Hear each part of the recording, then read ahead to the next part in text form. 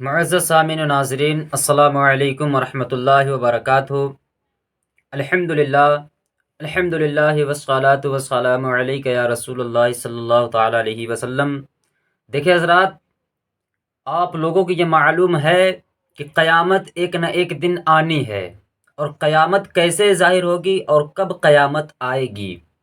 کیونکہ جب لوگ حرام کاموں کو کھلم کھلا کرنے لگیں گے، یعنی کہ گناہ کی زیادتی زیادہ ہوگی، لوگ اپنے ماں باپ کی عزت نہ کریں گے اور غیر سے مل جل رکھیں گے، اسی کو کہتے ہیں قیامت۔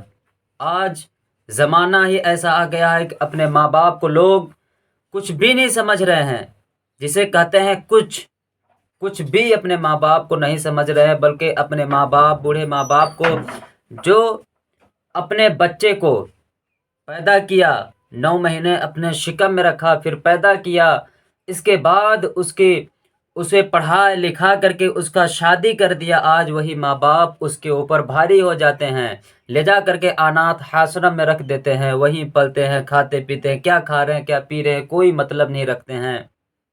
یہی تو گناہ کی زیادتی ہے، اپنے ماں باپ کی کوئی عزت ہی نہیں کر رہے ہیں، کوئی اہمیت ہی نہیں ہے، اپنے ماں باپ کی اہمیت کو سمجھ نہیں پا رہے ہیں لوگ۔ تو ہمارے علماء کرام اور حضور نبی کریم صلی اللہ تعالیٰ علیہ وسلم، وہ آج سے 1400 پہلے ہی وہ فرما گئے ہیں کہ جو اس طریقے سے ایسا ہوگا تو قیامت ظاہر سمجھنا، اور وہی قیامت کی نشانی ہے۔ حضرات، میں آج آئیے کچھ قانون شریعت سے کچھ بیانات آپ تک میں کر دوں کہ قیامت کب آئے گی اور کس طرح آئے گی۔ قیامت اب دیکھیں آ رہا ہے، قیامت کب آئے گی اور قیامت کس طریقے سے آئے گی۔ حضرات، یہ دل دہلا دینے والی واقعہ ہے، تھوڑا غور سے اور سماعت کر کے سنیں، کیونکہ بہت ہی پیاری یہ گفتگو ہونے والی ہے۔ آپ اگر اسے چھوڑ کر کے گئے تو سمجھ لو کہ آپ قیامت کے بارے میں کچھ نہیں جانتے ہیں۔ تو جب نشانیاں پوری ہو جائیں گی اور مسلمانوں کی بغلوں سے وہ خوشبودار ہوا گزرے گی جس سے تمام مسلمانوں کی وفات ہو جائے گی۔ اللہ اکبر۔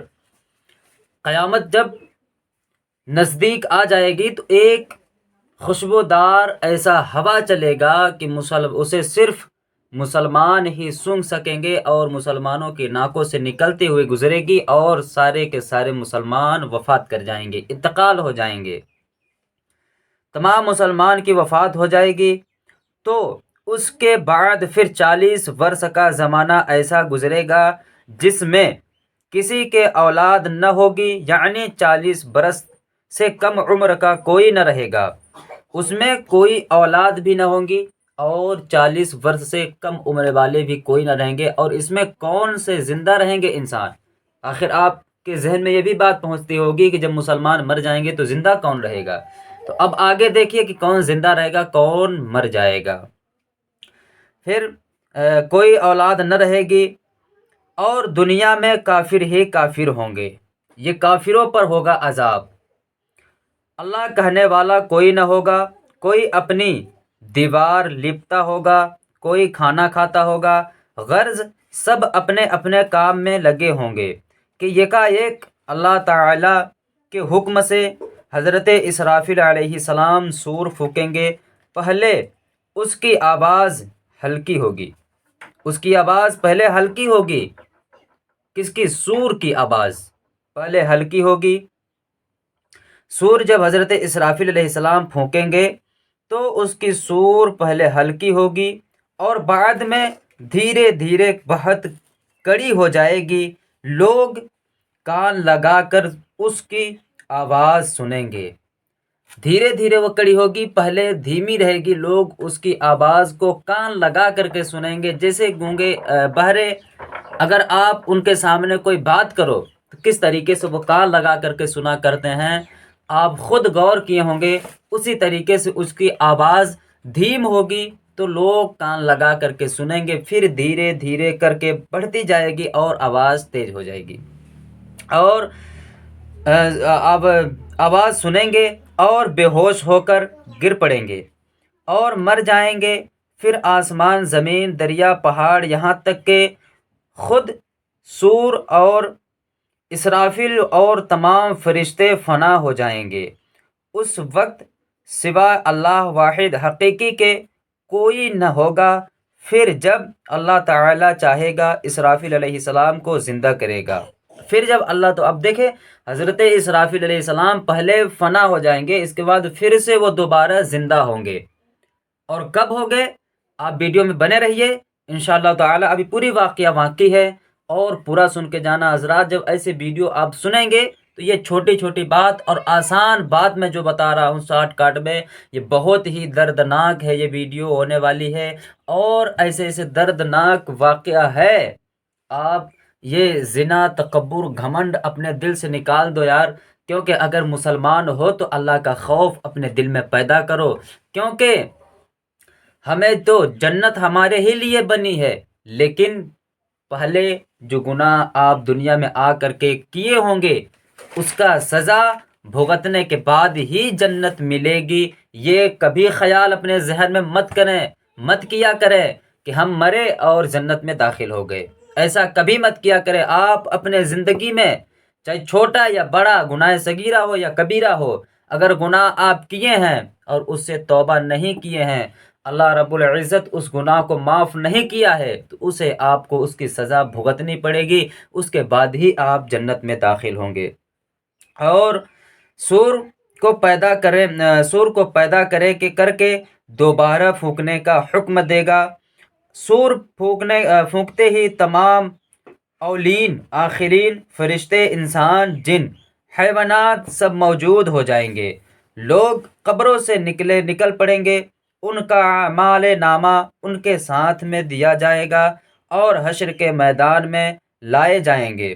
یہاں حساب و جزا کے انتظار میں کھڑے ہوں گے، یعنی کہ حشر کے دن اللہ رب العزت کے سامنے جب پیشی ہوگی اور سارے مردے جو ہے تو اپنی اپنی قبروں سے اٹھیں گے، نکلیں گے اور اپنا اپنا نام اعمال جو ہوگا وہ لے کر کے اللہ رب العزت کے سامنے ان کی پیشی ہوگی۔ اور زمین تانبے کی ہوگی، سورج نہایت تیزی پر سر سے بہت قریب ہوگا۔ اللہ اکبر۔ اب دیکھیں کہ آپ گرمی کے موسم میں کس طریقے سے موسم میں آپ جب گھر سے باہر نکلتے ہو تو یہ خیال کر لیا کرو، کیونکہ جب آپ سڑک پہ رینگتے ہو تو ننگے پیر کبھی نہیں رینگتے ہو۔ کیوں؟ اس کی وجہ ہے آپ جب کڑکتی دھوپ میں نکلتے ہو روڈ پہ اور ننگے پیر تو کتنا زیادہ گرم ہوگا۔ اللہ اکبر۔ جب آپ اس دنیا کی گرم کو برداشت نہیں کر پا رہے ہو تو وہ تانبے کی زمین اور حشر کے دن اور سورج سر سے تقریباً کچھ ہی فاصلے پر ہوگا، آپ اس تانبے کی زمین پر کس طریقے سے رہو گے؟ وہاں تو کوئی جوتا چپل آپ کو نہیں ملنے والا، کیونکہ خالی ہاتھ آئے ہو اور خالی ہاتھ جانا ہوگا۔ جو کچھ رہے گا ہمارے ہاتھ میں تو صرف وہ ہمارے اعمال ہوں گے، چاہے وہ گناہ کے اعمال ہوں یا ثواب کے، نیکی کے جو بھی اعمال ہوں گے وہ نام اعمال ہمارا رہ جائے گا۔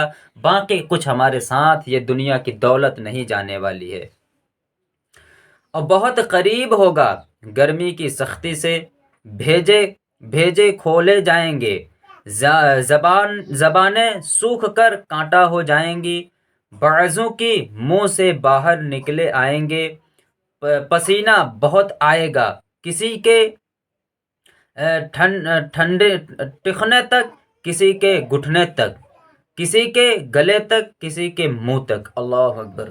آج اگر یہ پسینہ کسی کو ہو جائے تو کتنا بے قرار ہوتے ہیں کہ بدبو آ رہا ہے، اور وہ حشر کے میدان میں اللہ اکبر کسی کے ٹخنوں تک، کسی کے گھٹنوں تک، کسی کے گردن تک، اور جس کا زیادہ گناہ ہوگا اس کا تو اس میں وہ پورا پسینے میں ڈوبا رہے گا، وہ کیسا بدبودار گناہ ہوگا۔